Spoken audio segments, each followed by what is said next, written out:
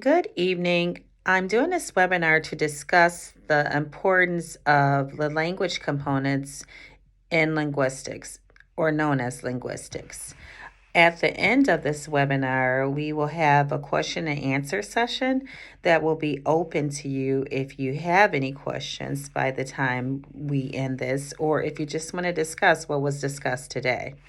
Let's start off with the components of language. We have phonology, morphology, syntax, semantics, and pragmatics.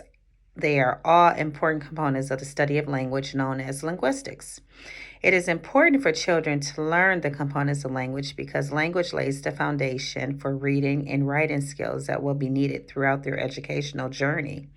It also supports the ability for children to communicate and express themselves. Phonology is the study of the patterns of sounds in a language and how these sounds are organized in the mind and used to convey meaning.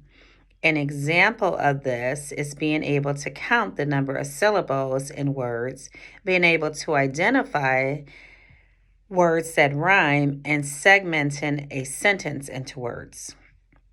Morphology is the study of the internal structure of words. The term itself is Greek. When broken down, morph means shape or form, and ology means the study of something. An example of this is adding the suffix s to create a new word. The s may make the word plural having a slightly different meaning than the word itself would mean in a singular form. Syntax is the arrangement of words in a sentence or in sentences, clauses, and phrases. It's also the study of the formation of sentences and the relationship of their component parts.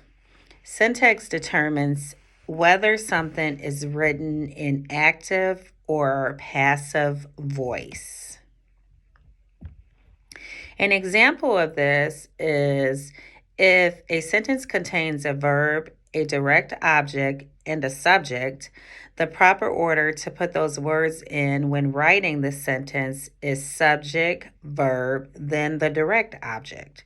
An example of a simple structure is a sentence that contains a full thought, a subject, and a verb, like Amy went home.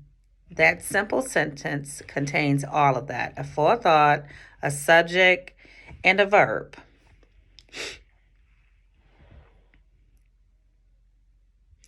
Semantics is the study of the meaning of words, phrases, and sentences. It's the part of language that deals with vocabulary knowledge and helps the language development. An example of this is someone saying they bought a new car only to find out the car they purchased was used but new to them. You see how that changes the meaning of new car and the car being new to him, but the car really being secondhand because it's used. So semantics helps you understand something that's being said by having vocabulary knowledge.